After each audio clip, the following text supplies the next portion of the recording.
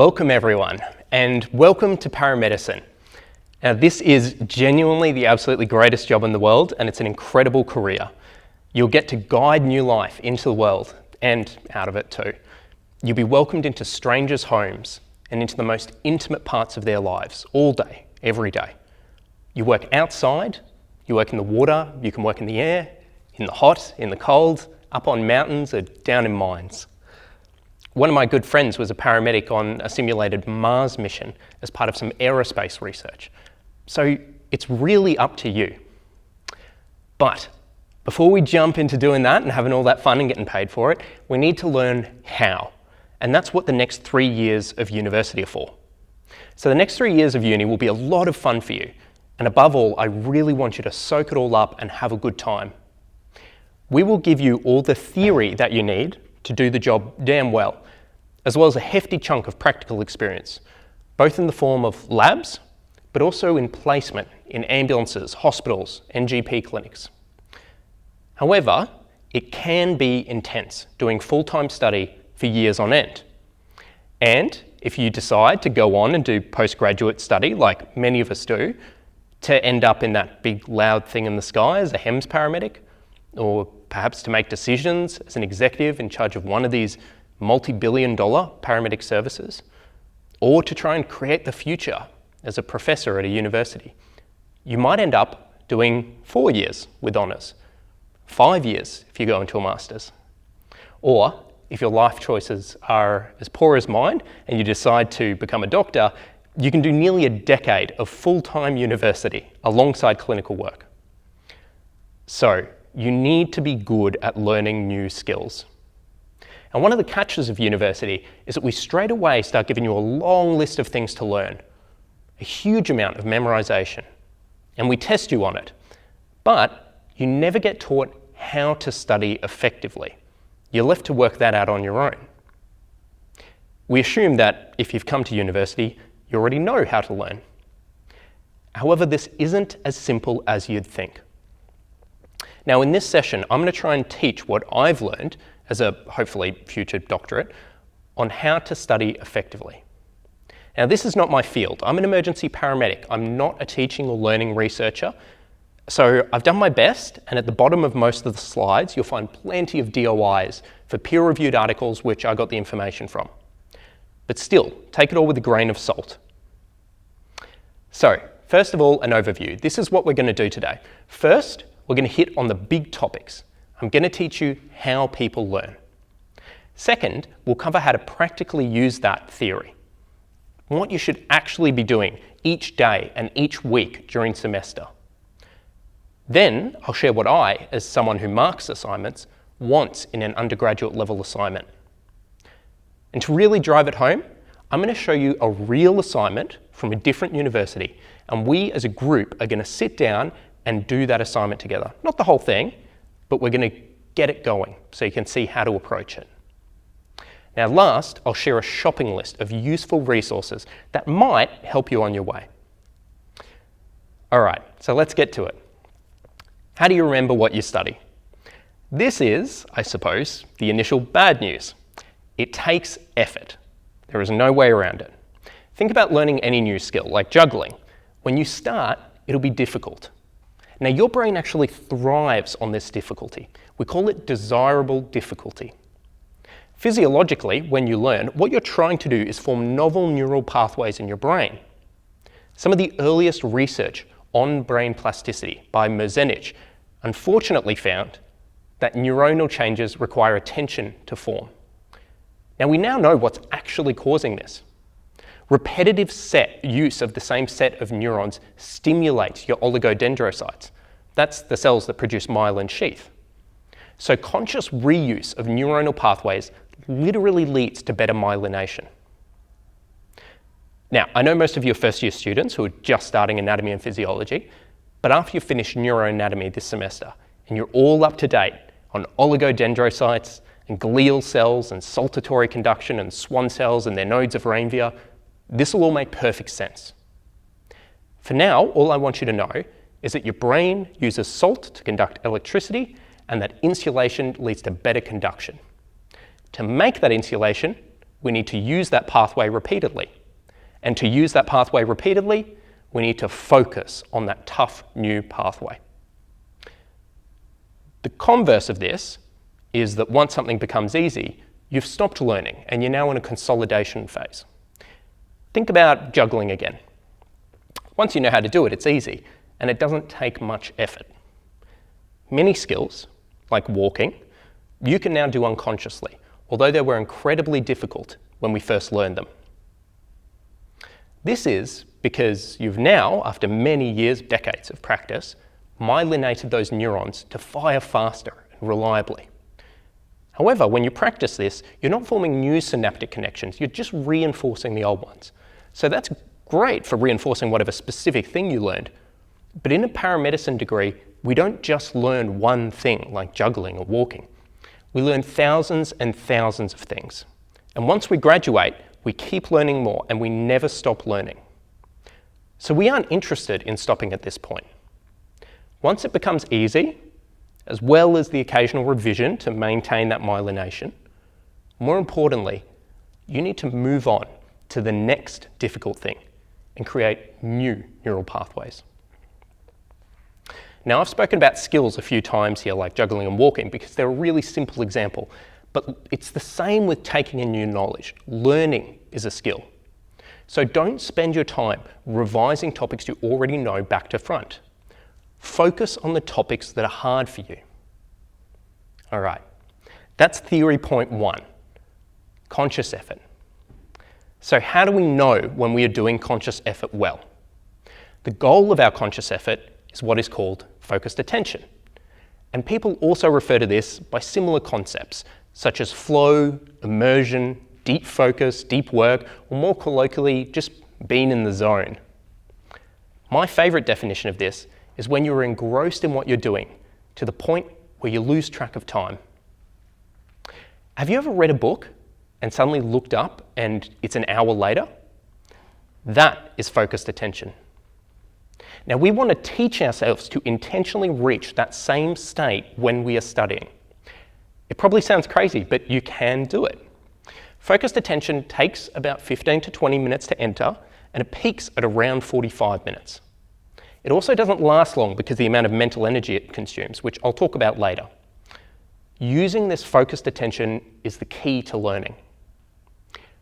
So, how do you get into a state of flow? Well, first, you lock yourself away without distractions. So during learning time, nothing else can happen. Remember before when I said that repeated use of neurons increases their myelination?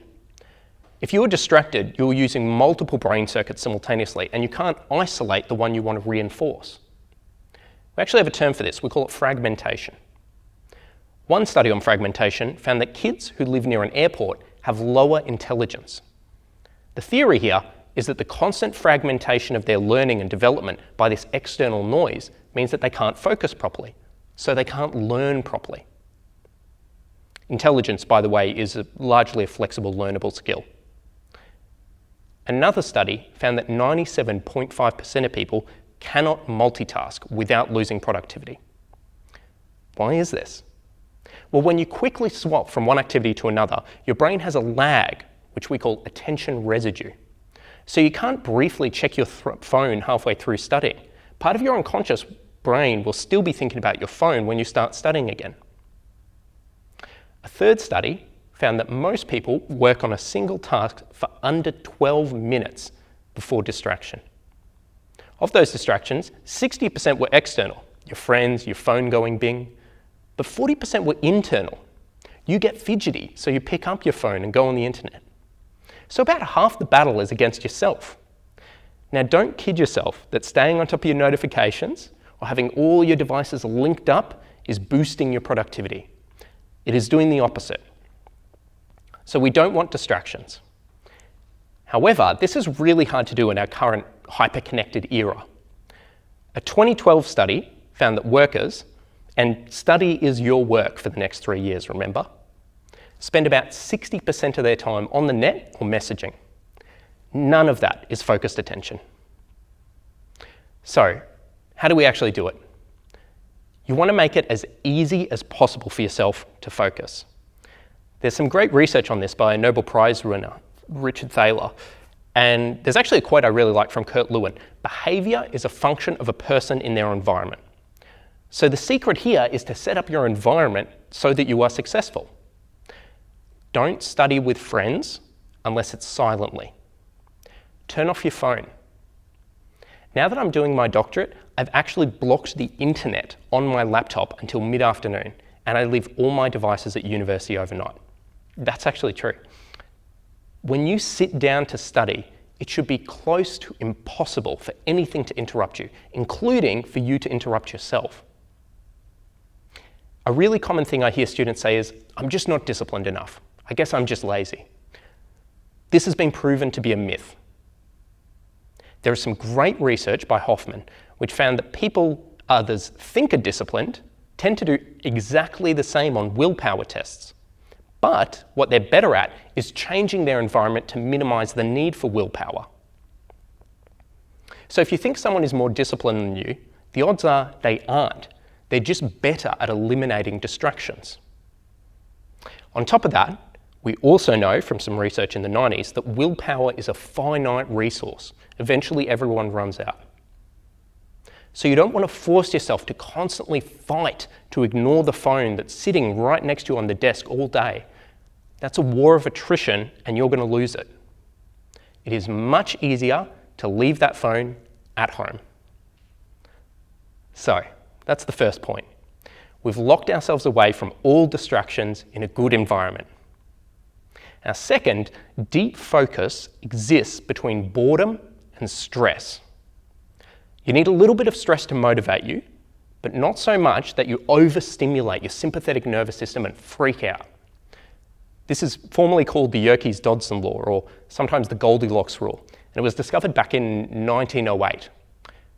They've even worked out the optimal amount, which is about 4% beyond your current abilities. If you're procrastinating, or you can't get yourself to focus, it's usually one of two things.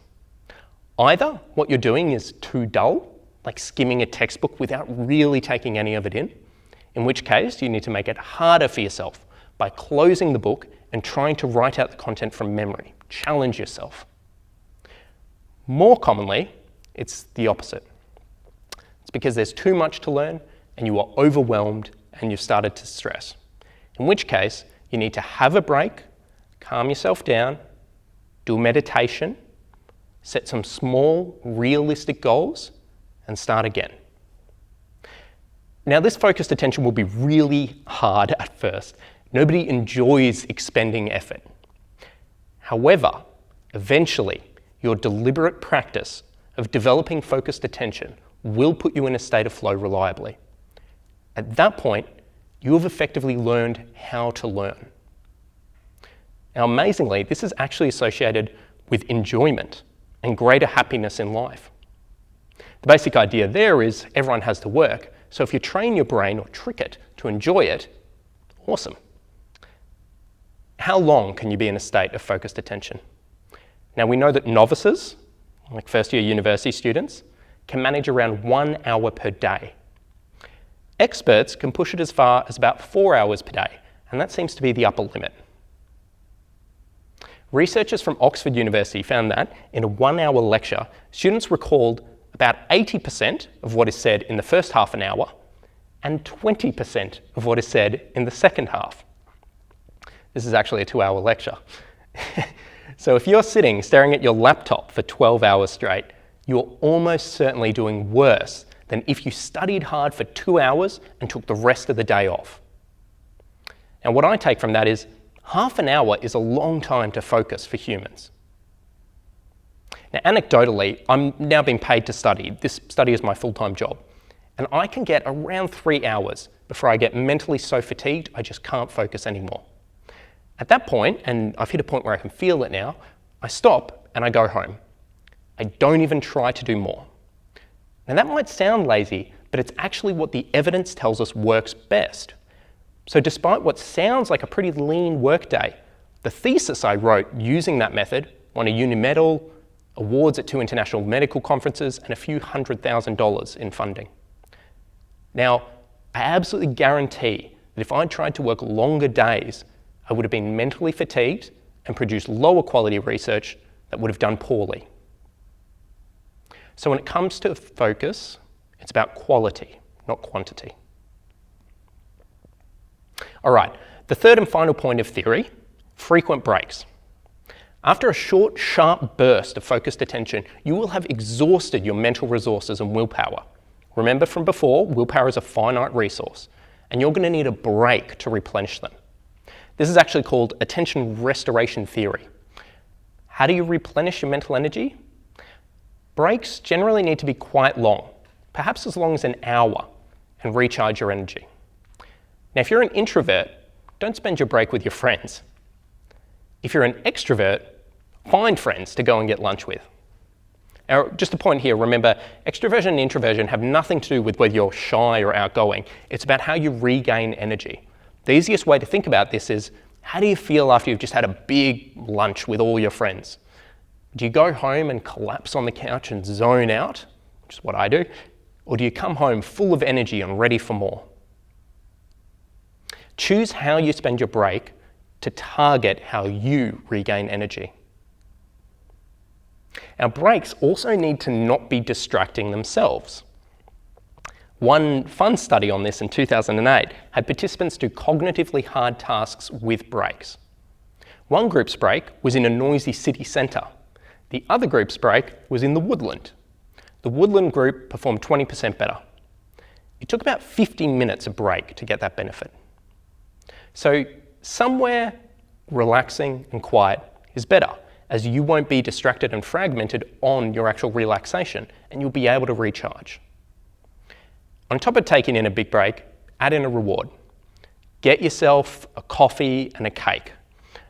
As some research by Skinner nearly 100 years ago showed, giving yourself a little treat will help you get that dopamine hit. And we call that operant conditioning. There's a great quote on this by Edward Thorndike, also about 100 years ago. Behaviours followed by satisfying consequences tend to be repeated. So your brain will associate the positive dopamine hit with the mental effort that came before it. And this will, over time, reinforce to you that study itself can be an enjoyable activity. You can trick yourself into having a good time. So that's the first point. You need a big break after a sharp burst of focus. The second point is, from memory, you need frequent short revision with frequent breaks. Now, taking a break is known as spaced learning. That Oxford Uni study I mentioned earlier found that the students who spaced out their learning scored 10 to 15% higher than those that did it all in one hit. There's even a study on neuronal synapses, which found that spaced learning with breaks of an hour or more had more synaptic connections. Incidentally, you'll also study better later in the day. Peak performance is around 11 a.m. when your cortisol is naturally the highest, and avoiding super early starts also leads to a 10% increase in grades. Now, this idea of spaced learning, it applies within a single day, but also over the course of weeks.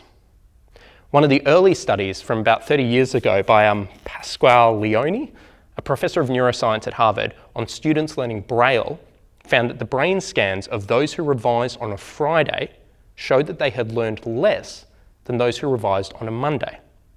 So if you revise too soon after learning, you aren't reinforcing the connections as well as if you space out that revision. Similarly, if you wait too long, the connections are lost and you're starting from scratch. So routine revision every week is the key. Now finally, just one point which is a little bit more relevant for paramedics. There was actually a systematic review of spaced learning in resuscitation, which is our bread and butter. 15 out of 17 studies found that spaced learning improved resuscitation performance. All right, a quick summary of everything we've done so far. Conscious effort, deep focus with no distractions, and frequent breaks of an hour or more between your sessions of deep focus with reward, genuine mental rest, and then revise a few days later. So how do you do this practically? Well, the first thing I want to talk about is lectures and handwriting. In lectures, you have to handwrite your notes. Those who handwrite performed 10 to 40% better on their tests. And actual EEGs, electroencephalograms, of students found those handwriting had higher brain activity than those typing. Lectures use colours. About 5 to 10% better recall with colours, and it works best when the colours clash, called congruent colours, for those of you who are arty. Now the lectures, you should pre-write your notes. This is just my suggestion, there's no research here. But keeping up with a lecturer is hard. You want to be able to focus on what your professors are actually saying. You don't want to be so busy just writing everything down verbatim that you can't think about the meaning of what they're saying. So being ready to go with handwritten notes means you already have some idea what to expect, and you don't have to write out everything. That leaves you free to focus on the detail and the understanding. There are specific methods for note-taking, like the Cornell lecture method. I'll let you explore those yourselves. But I will give you a hint. Don't copy out what the lecturer says verbatim. That's actually correlated with worse performance. Write in a way that you understand. Another tip, put a star next to anything that you think will be on the final. Pretty often, a lecturer will just tell you that a topic will be on the final. And at the end of 4 months of study, you might think you'll remember it, but you'll be surprised that you won't. And having a list of what to study is really handy. Now, lectures. Attend in person. The research on this is a bit more iffy. Post-COVID, most studies have actually found no major difference between in-person and online learning. However, despite that, personally, I still recommend in-person learning.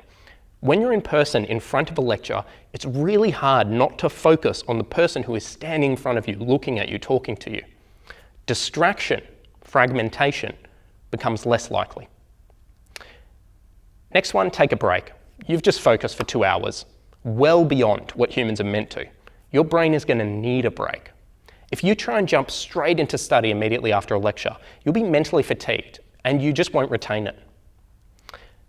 Create flashcards, probably the next day. Why the next day? Spaced learning. This is effectively your first revision session.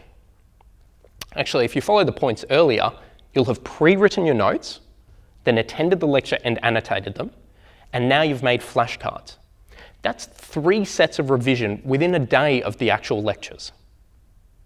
So that's the advice for lectures. But what do you do on the day-to-day?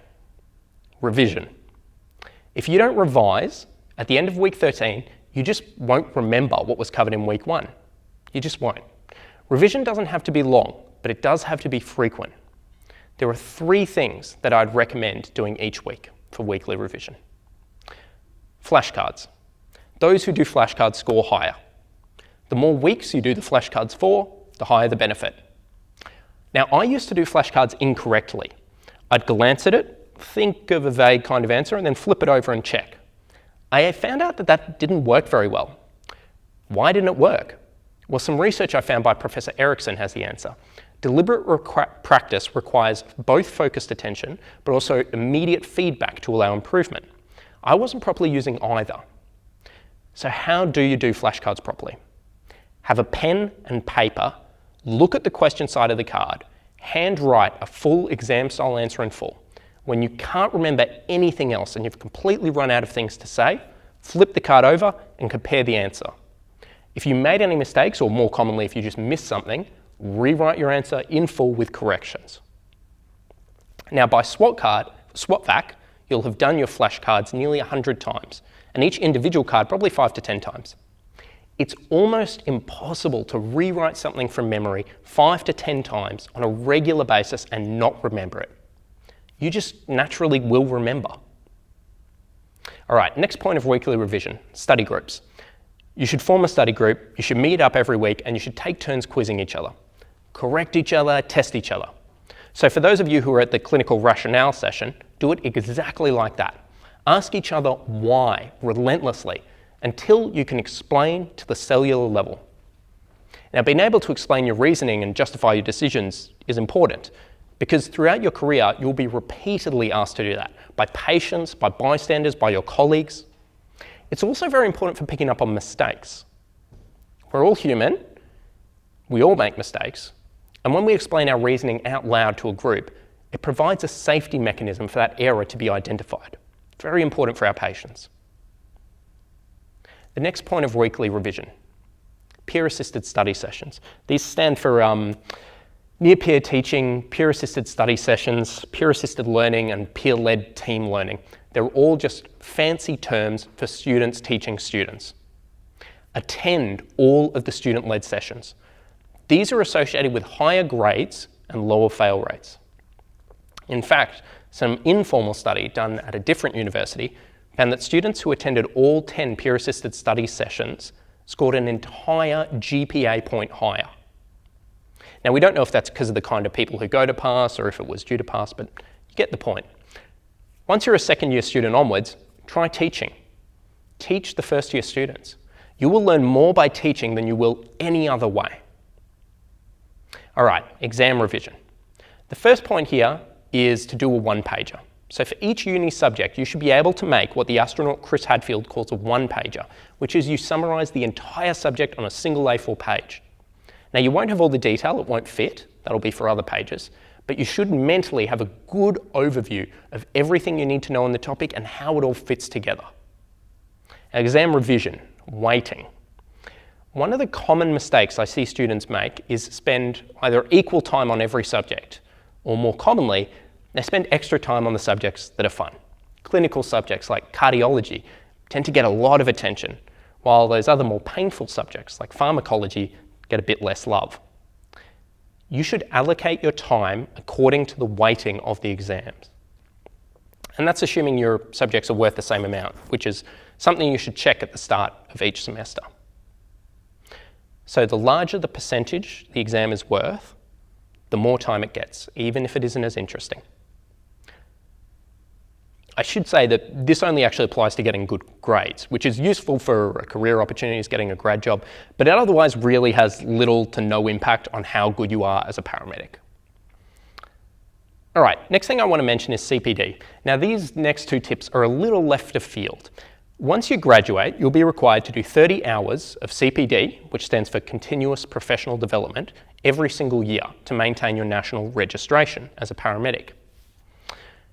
Now, because of this, there are constantly CPD events being run by various professional groups for graduate registered paramedics. These sessions tend to be fantastic, and they offer a huge amount of practical, real-world learning to supplement your formal teaching. A lot of the student societies tend to run CPD events as well, and I would strongly recommend going to as many of them as you possibly can. Now, in addition to the student sessions, you absolutely have to join our national society, ACP, the Australasian College of Paramedicine. ACP is the backbone of our profession, and almost everything good that happens in paramedicine, such as national registration of paramedics, can be traced back, at least in part, to ACP. Now, ACP also runs the absolute best CPD events, including a few excellent conferences every year. They do a big international one, they do a primary care conference, they do a critical care conference, and they do a research conference. Now, these are not only a great way to clock up your 30 hours of CPD, but they're perhaps the best way to stay on top of and get involved in everything that's going on in the world of paramedicine. All right, we're going to change tact here, and we're going to talk about assignments. First, I'll do a bit of theory, then we'll do a worked example. So I'm just going to overview these briefly, since we are going to do that example assignment together and use all of these practically. Now, I used to mark, and I was paid 10 minutes per assignment. 10 minutes is not long enough to even read an entire assignment properly, let alone 2 to 3 times, and to write meaningful, thought-out feedback. Now, of course, markers can spend longer on assignments if they want, and I certainly did, but it was totally unpaid. So there's not much of an incentive, and most of your markers probably won't. As a marker, you often fall back into rapid pattern recognition to identify when an assignment, where it fits. Now, when I was marking, the single most important thing to me, apart from if the answer was factually correct, was the depth of description. As a rule of thumb, in the world of paramedicine, you want to be able to describe the pharmacodynamics or the mechanism of effect to the cellular level. Generally, you do not need to go to the chemical level. Actually, I would avoid it. Organic chemistry is an absolute nightmare. I'll give you a practical example of this in the next session so you can see exactly what I mean. The second point is to allocate your words per the marking rubric. So a lot of students spend far too many words on sections that are only worth a few points, and then they gloss over sections that are worth the bulk of their marks. Now this is really the same as spending your time on the exams that matter the most. Again, I'll show you practically how to do this shortly. Now the third point is subheadings. I love subheadings. As a marker, as well as looking at the depth of your answer, I'm also looking at if you discussed all the points you needed to discuss.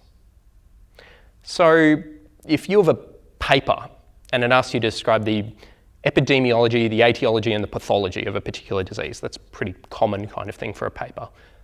It's a hell of a lot easier for me as a marker to tell that you've done that within 10 minutes if you've got headings, subheadings that say epidemiology, etiology, pathology. So make it easy for the marker to give you good marks. Show them that you know what they want. Now the next point with assignments is to just start. Undergraduate students leaving assignments to the last minute is a tale as old as time. It's basically a tradition. I don't really know why this is, but I suspect a big part of it is that you don't know what you're supposed to do, so you keep putting it off until you do know. Or at least that's what I used to do. The catch with this, of course, is that the point where you do know what to do will never come. The whole point of assignments is to get you to research and write about something that isn't covered. So we want to test your ability to learn something for yourself, because uni doesn't teach you everything, and we want you in the practice of self-teaching. So we will never give you the answer to an assignment. You will always have to work it out yourself. There's a second reason I suspect people wait, which is they're trying to write a perfect or a near perfect first draft. Take it from me, someone who's now getting paid to do study, that is not a good strategy. First drafts always suck. I'm doing my doctorate, and my first drafts look like they were written by a golden retriever. If you wait until the answer is perfect in your head, you will never start writing. So just write a dodgy first draft early and give yourself ample time to do lots of revisions and make it good. The more time you leave yourself, the easier that'll be. All right, formatting and referencing. Now, I really hate to say this because personally I just don't care about formatting and referencing as a marker at all. But when you're marking, it tends to be an easy way to tell if a student has paid attention to the details. After you've read something like 50 or 100 of the same assignment, you know exactly what it's meant to look like. It's just part of that innate pattern recognition that humans are naturally so good at. So the markers can't help it. When something's wrong, it just jumps out at you.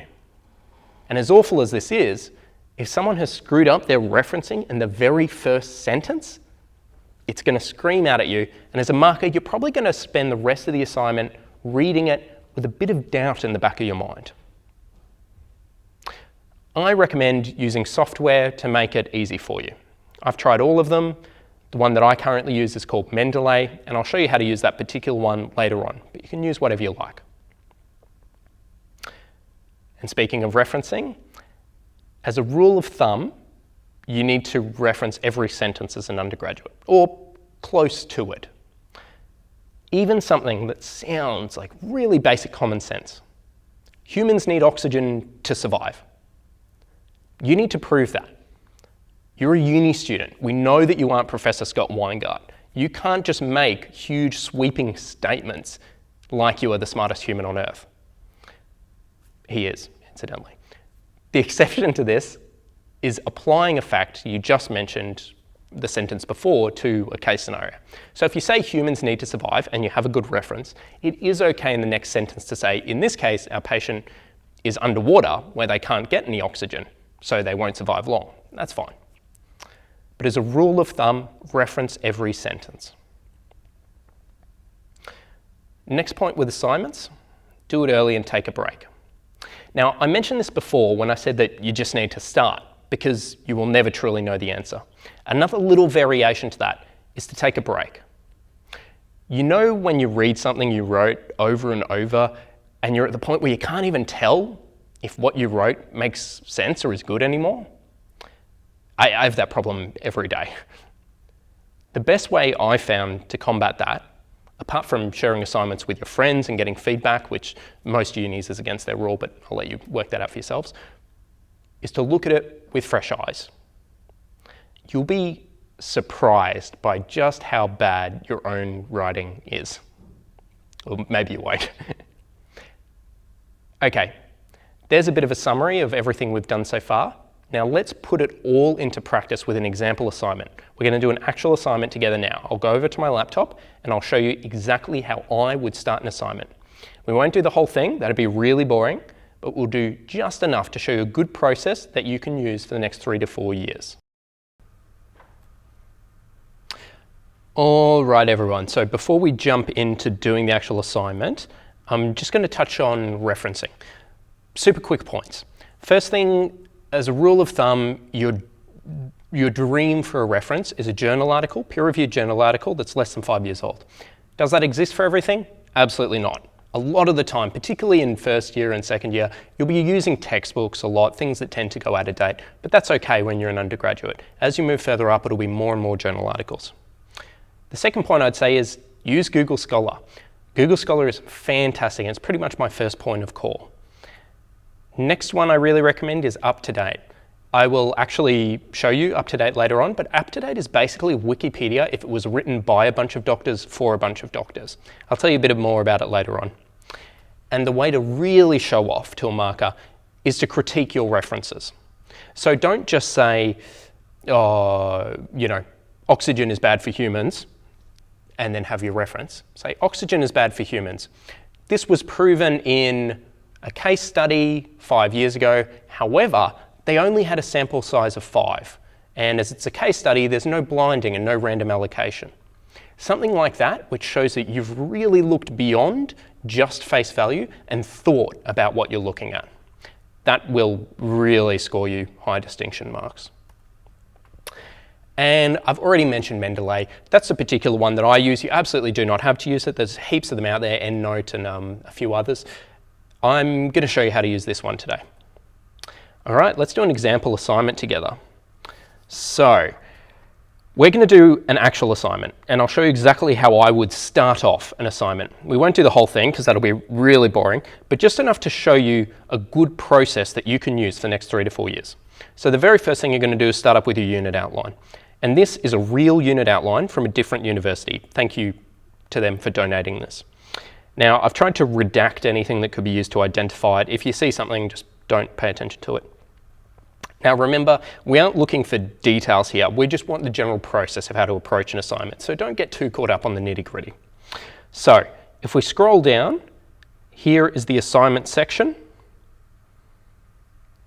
Now we aren't going to read this in detail, but in short, what this assignment wants is for us to justify each component of the primary survey, that's your Dr. ABCDE, and apply it to a drowning scenario. That is pretty typical for a first semester, first year paramedicine assignment. And if we scroll further down here, we can see the due date, we can see the percentage that it's worth, and we can see how many marks are allocated to it. At the end, we have the marking rubric. Now, the person who marks your assignment has to use this and they have to stick to it. They cannot give you bonus marks if you do something really cool that isn't listed, and they have to take away marks if you miss something that is listed. So this is your guide to what the marker wants. The secret to all university assignments is just to give them what they want. So a few housekeeping bits to get going. You normally get your assignments right at the start of semester, so you should have a month to 2 months to do them. First thing I would do is open my calendar and put a reminder 2 weeks before this due date. Now, I would aim to have my first draft completely finished by then, so then I can leave it for a week and then have a reminder a week before it's due to try and look at it with fresh eyes.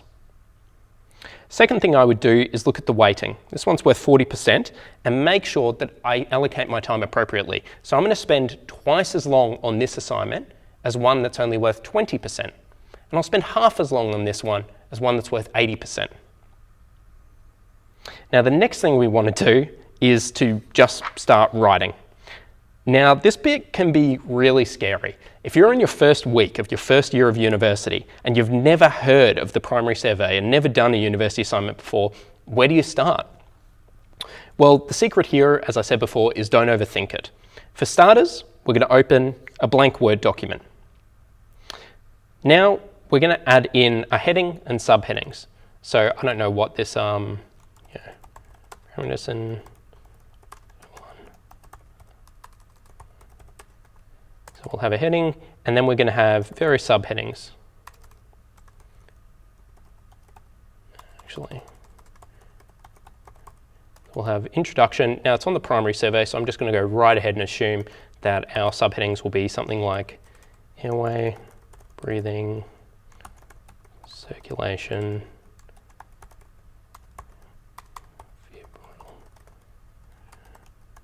visibility, exposure, conclusion, something like that. Oops.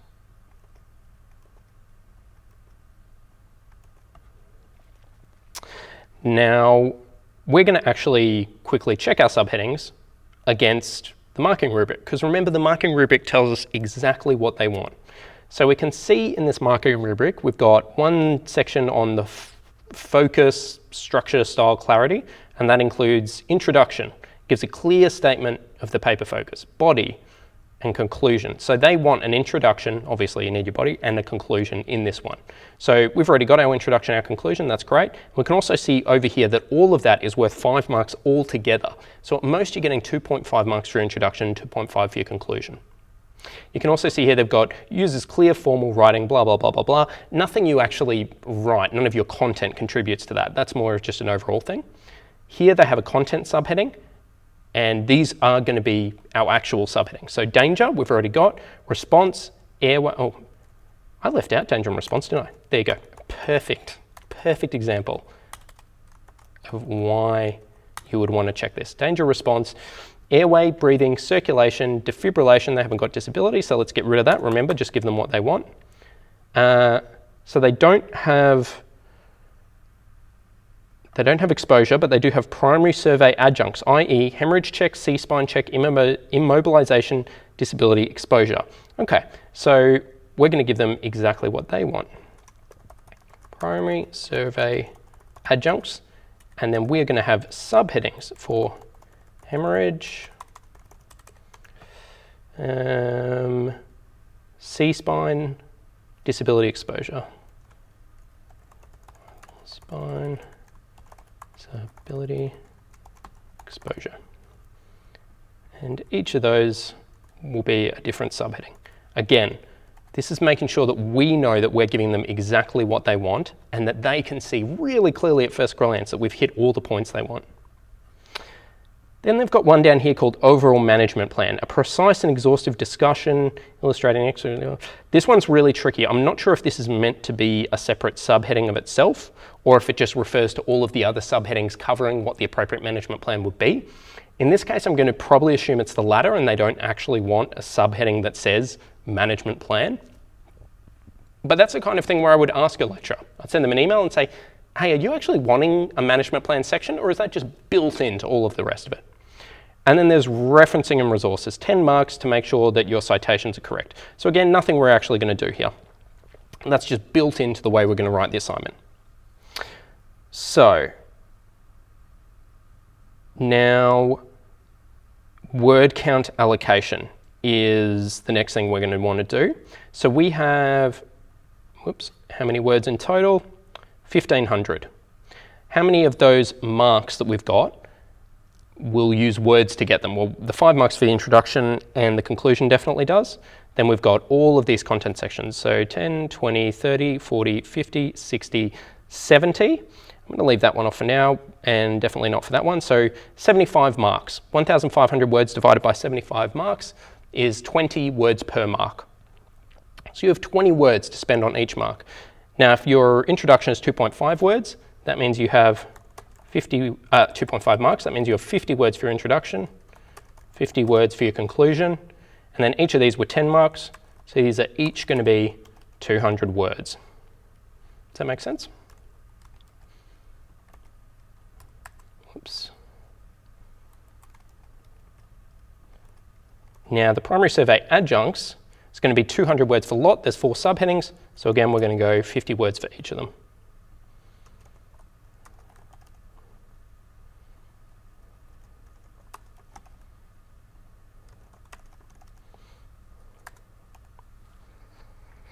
Now, most university assignments do actually give you a 10% allocation on top of that. So they won't cut you off at 1,500, they'll cut you off at 1,650. However, you've got to remember you've also got to add in your references throughout the entire assignment. And I generally just assume that that 10% will more or less cover my references, and I just kind of ignore it at the start. You can play around with how much you reference and what works for you. So that is a good outline of that. That's the structure, that's it. We now have the bones of our assignment, and the only thing we have to do is go through and fill it out, section by section. There's only 7, 8 sections, so if we do 1 per day, the entire assignment's done in a week.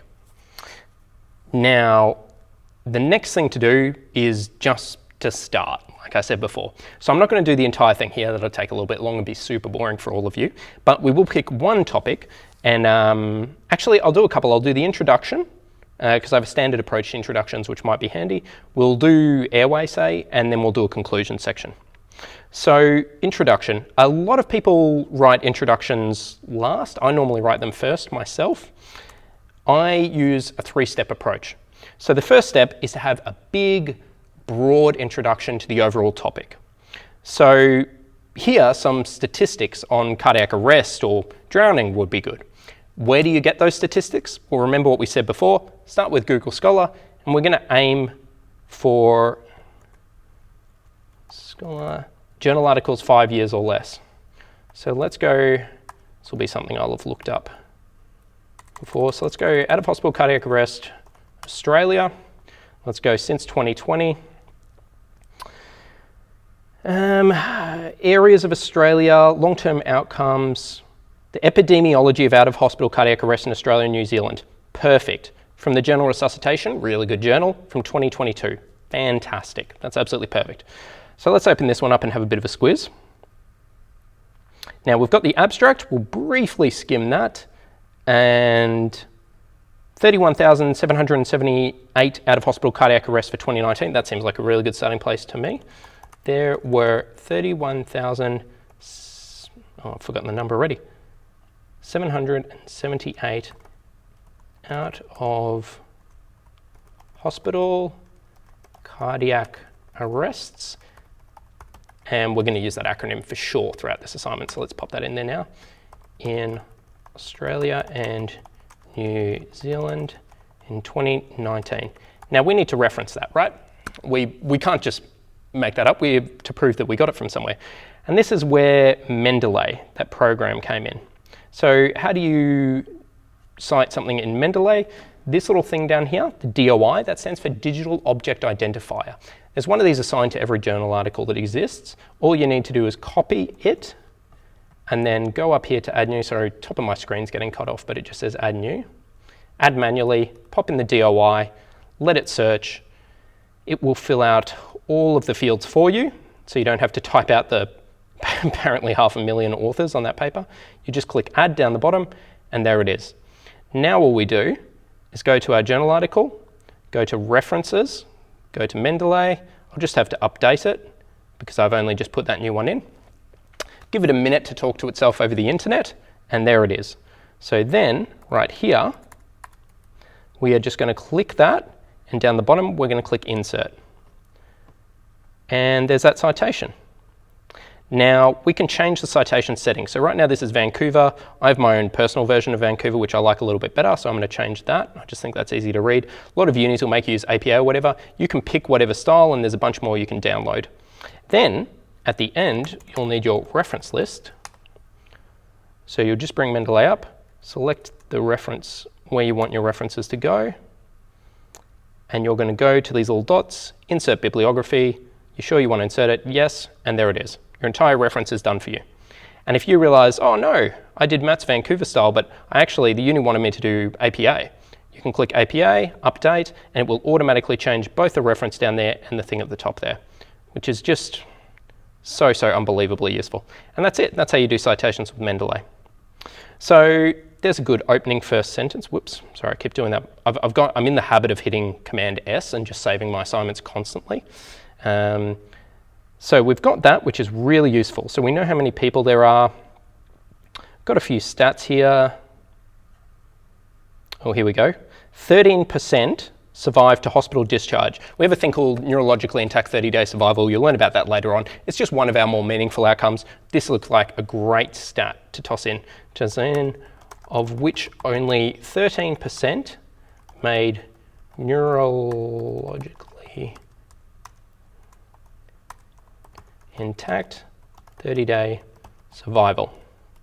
Now that's our first sentence. We've got a big opening framing sentence to kick things off and get us introduced to the topic. Now the second thing I like to do is to have a more narrow sentence to this specific topic, which here is the primary and secondary survey. So we know, we'll find a reference for this, but something like improved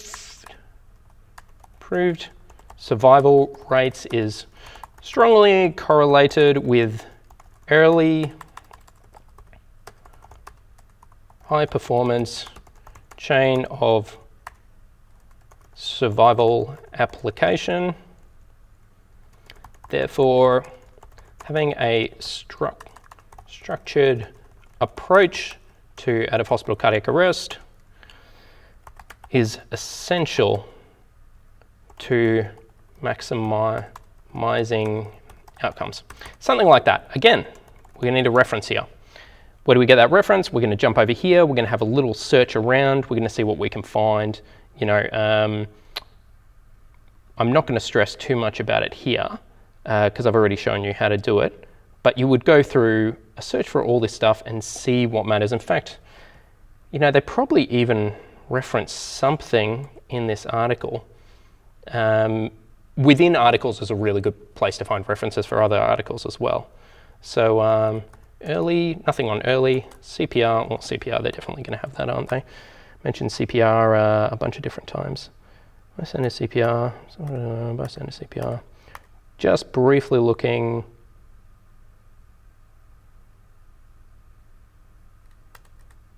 To see if there is anything. Here we go. We believe improving these two are the biggest impacts. So this reference, probably surviving out of hospital cardiac arrest, the importance of bystander interventions. Beautiful. So this isn't perfect, but it's a pretty, you know, we would actually go through and read it and make sure it's correct.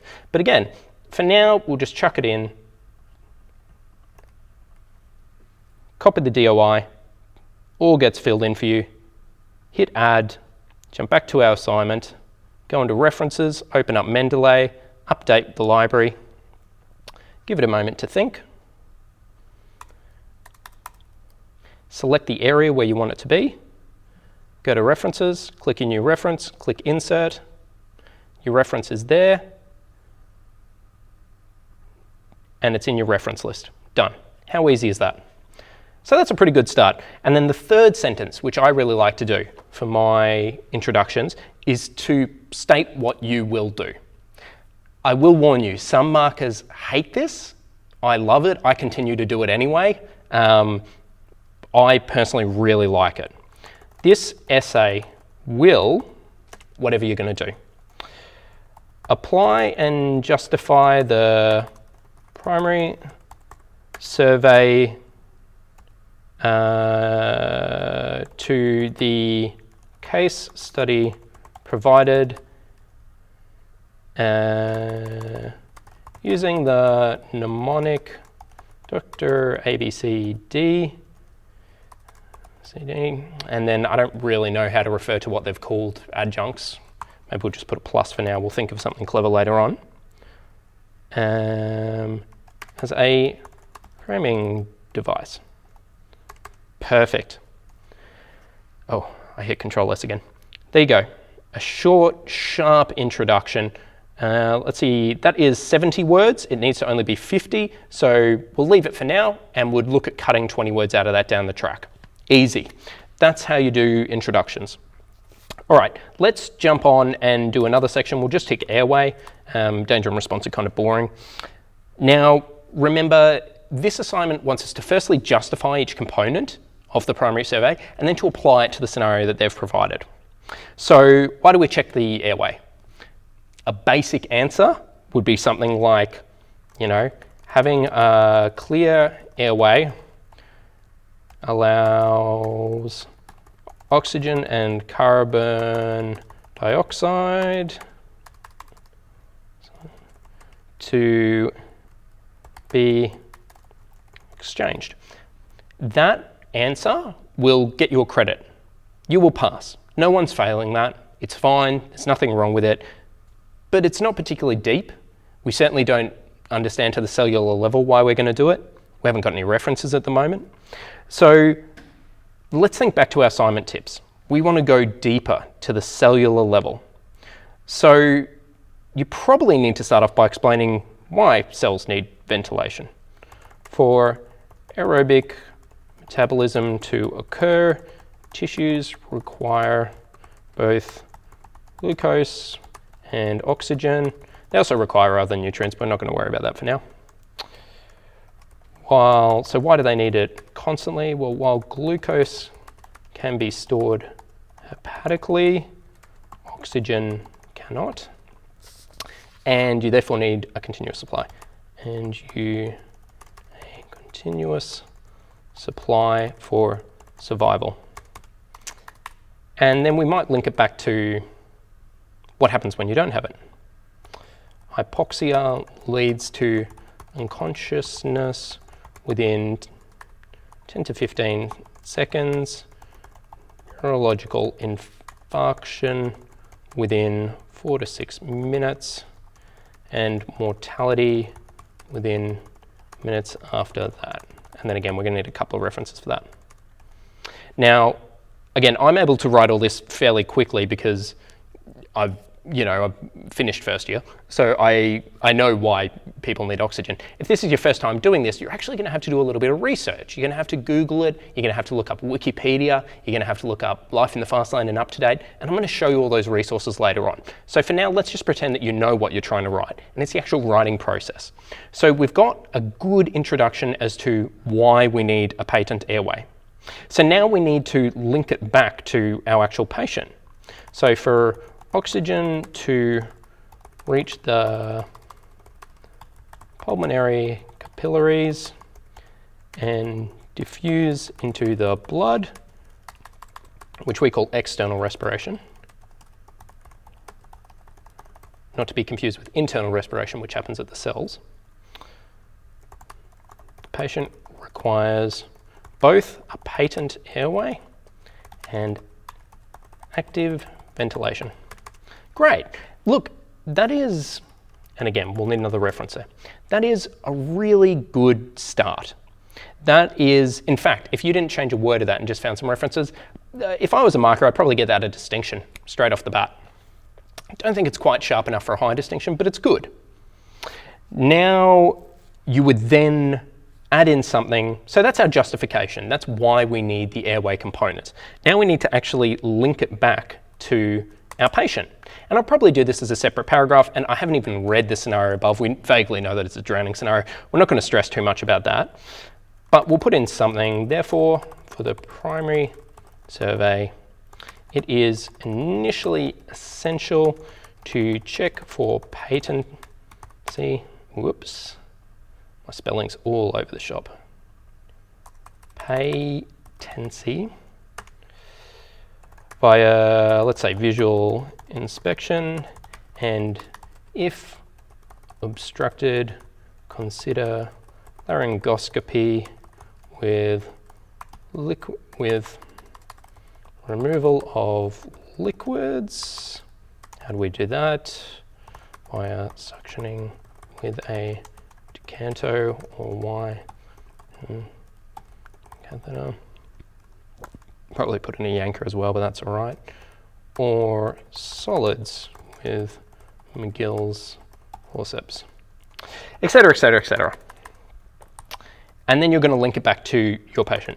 In this scenario, ... whatever her name is, Mary has, blah, blah, blah. Drowned, she's probably got a little bit of regurgitation, she's probably got water, as well as gastric juices, as well as other secretions in her airway. You're probably going to want to suction all that out. That's the kind of thing you're going to be talking about. All right, that is, how long has that taken us? I don't know, 20 minutes, and we've got an introduction, the entire bones, and an airway section that's, started. The last thing we'll do is we'll just touch on a conclusion. Conclusions are a little bit tricky. Different lecturers have different approaches to them. My personal, a nothing conclusion, if you want to avoid wasting words, then you would just summarize what you've done. This assignment has applied the blah, blah, blah, blah, blah. Has considered and justified the components of the primary survey and applied them to Mary's scenario. What I love to do in a conclusion, and again, sometimes you get in trouble for introducing new references and new information in a conclusion. As a marker, I don't mind that at all. Other markers do. Probably just good to ask them what they want, is I would love it if you summarised your patient and if you prognosticated somehow. So I've made up the name Mary. Mary's, Mary has had a primarily hypoxic cardiac arrest, ... and then some kind of stats. The survival rate for, post-submersion arrest is X%. Haven't got a clue off the top of my head. I'm going to guess it's pretty low. Therefore, prompt and adequate, starting the primary survey quickly is essential to maximising her chances of a good outcome. That's it. In the space of, 20 minutes, you've just done a complete outline, a bad first draft of an intro and an airway and a conclusion that you can fix up later. This is a really good start to the assignment. You're going to leave it here today. You are done for the day. Now, we've spent a lot of time looking at marking rubric, at that marking rubric. I also want to show you a bad marking rubric. This is a marking rubric from the same university from a different subject. Thank you again to them for donating it. That previous assignment had what I would call a good marking rubric. There was a clear breakdown of exactly what they wanted and how many marks were allocated to each section. However, sometimes your lecturers will get lazy. They produce dodgy marking rubrics which don't really give you any of that information. Here is an example of one. Now, I don't know what this assignment is about, and this is also a real marking rubric. Here, they've just got one row for content, and it's very bland. A precise and exhaustive definition with an excellent example demonstrating significant understanding. Now look, this means you need to make up the subheadings yourself. In this case, it's actually not that bad. Without knowing a single thing about the assignment, I would say the subheadings are going to be definition and example. Now, again, with no idea at all what this assignment is about, that would probably be my two subheadings, and then I would split the 50 marks in half and do 25 marks for each, allocated according to the word count. That's really the best you can do with a dodgy marking rubric like this one. It isn't your fault if you get a rubric like this, you just have a lazy lecturer who screwed you over. The other thing you could consider doing is asking your lecturer, do you want one subheading for the content section? Do you want us to split it into these two? Do you want more? If you get lucky, they will tell you, and if not, you just have to take a guess. All right, that's how we're going to approach an example assignment. Now, the very last thing I want to do before I wrap up is just talk about where to start. So in that example assignment, I just started writing because I knew what I wanted to say, because I've been a paramedic for a few years now. You won't be in that same situation. You might not know why you need a patent airway, and you might have to start reading up on it. So I'm going to list out a bunch of different resources that you can use to try and find the answer to things, to start reading. And the first one is Wikipedia. In high school, your teachers will tell you endlessly that Wikipedia is the devil, you're not allowed to use it. That's absolute rubbish. My experience with Wikipedia is it's absolutely fantastic. It's particularly good for a lot of drugs and their mechanism of action. In fact, I'm going to give you an example right now. So, I was looking up something called a pheochromocytoma, which is, I had a patient with this. It's a tumour on the adrenal gland, which releases adrenaline, noradrenaline, and dopamine if you stimulate it. And some of the drugs we carry, like glucagon, metoclopramide, they do stimulate it, and you can put people into a catecholamine crisis, which is useful to know. But let's just think of a drug, ticagrelor. Very common medication that we give, that you'll also see people having. Now, if you go to the Wikipedia page for almost any drug, and you scroll down into pharmacology, they normally have a mechanism of action section. And that tends to tell you exactly what it does. Perfect. Ticagrelor blocks ADP receptors for the P2Y12 inhibitor, P2Y12 receptors. It's a P2Y12 inhibitor blocker. That is fantastic. We know it's an antiplatelet drug. Great. That's basically all you'll need to know as a paramedic.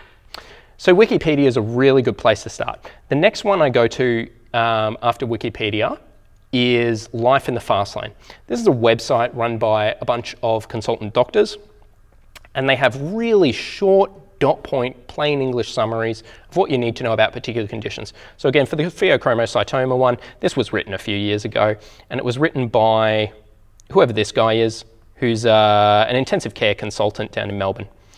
And it's got dot point summary of what you need to know about that particular condition. Absolutely fantastic. Now the third one you can go to is UpToDate. Now I mentioned this before. UpToDate, I used to work in the ED of a hospital down in Melbourne, and we had a computer mounted on the wall which was permanently logged into UpToDate, and it was the UpToDate computer, so that everyone, doctors, physios, nurses, pharmacologists, whoever, pharmacists, sorry, could look up anything they wanted on UpToDate at any point in time, and it was a standing desk to stop you taking there too long, and you couldn't use it for anything else. Why was my hospital so big on UpToDate? Because it's absolutely amazing. UpToDate is basically as if Wikipedia was written by a group of doctors. So this article, again on pheochromocytoma was what I was looking up before, you can see was a literature review was completed in April 2024, that's last month. This topic last updated May the 9th, that's a few days ago. Who wrote it? It was written by this guy, a medical doctor, overview by another medical doctor, and overview by another medical doctor. And it's going to have all these really nice sections that tell you exactly what you need to do for every single thing. And they are constantly reviewing the literature and updating it. Now, the reason I love this is, in theory, we all want to use evidence-based practice, where we're constantly reading the literature and we know exactly how to treat our patient for every single condition. Is that possible? Well, practically no. There's a mountain of new articles getting published every day. And even if you sat down and read all day, every day, you still wouldn't be on top of them. So we need places that bring that together and that stay on top of it for us, so we can just remember how to actually use it when we're out treating patients. That is what UpToDate does. They read the peer-reviewed articles, they bring it all together, and they give you a simple guide. Absolutely phenomenal. You can cite this. It used to be cited as a peer-reviewed journal article when I was a uni student, but I think they've changed the guidance now and they say to cite it as a book chapter. Either way, that is a fantastic resource. So those are 3 resources you can read to give you information. However, most people learn better by watching a video. I certainly do. And here are some fantastic ones. Khan Academy was started nearly 20 years ago by a guy who went to MIT and Harvard, who used to do these little hand-drawn tutorials on mathematics, physics, chemistry, those kind of topics. They've now expanded it, and they have an entire section on medicine. It's got everything you will need to know as a paramedic on there, explained in short videos, normally 10 to 15 minutes, with hand-drawn tutorials. Fantastic. Dr. Matt and Dr. Mike, those are both professors down at Griffith University on the Gold Coast in Australia. They basically just stand in front of a whiteboard and again explain something really straightforward, quite simply and quite short. Really fantastic explanations. Crash Course and Osmosis are a little bit more basic. If you're starting something for the absolute first time, they tend to do 5 to 10 minute little summaries available for anyone who knows nothing about a subject. These are all really good places to start when you don't know a thing about a new subject. Now, the other thing are podcasts. Podcasts are fantastic because you can listen to them when you're driving to work, you can listen to them when you're cooking dinner.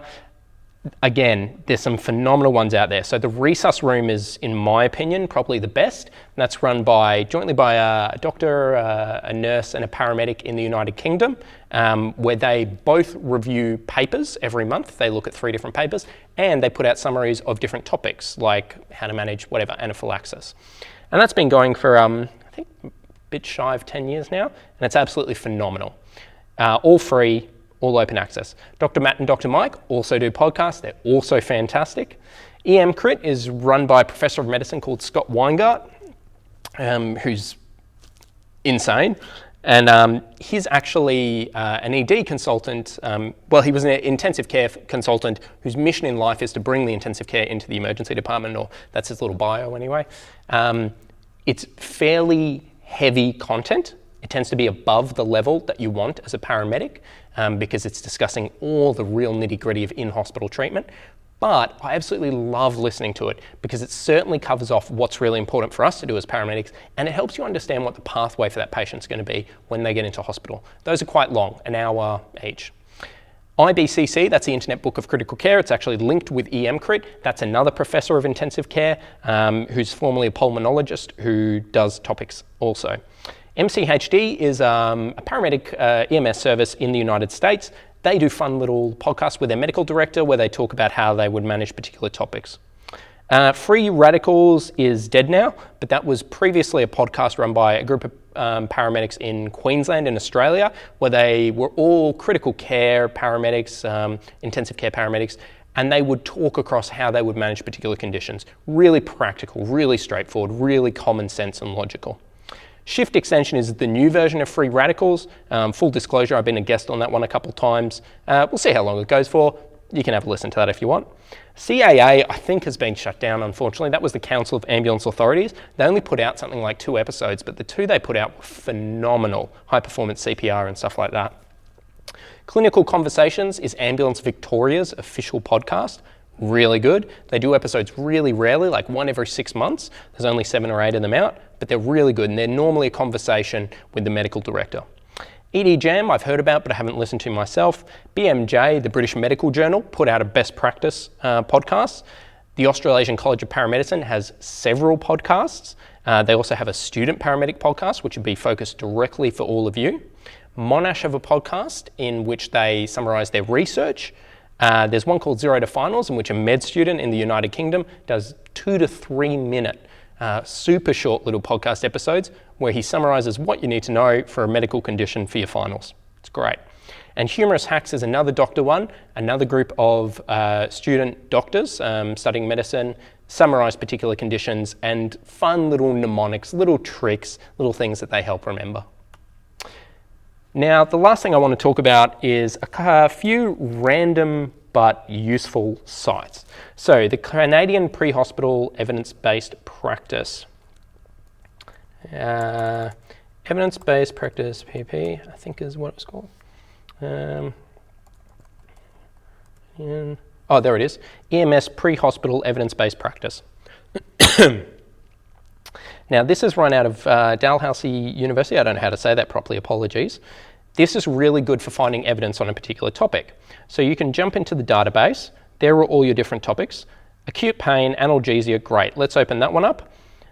And then what they've done is every one of these rows is a different study, and they're organised under interventions. So paracetamol IV. IV paracetamol, this is a great example because some paramedics in Australia do it and some do not. What does the evidence say?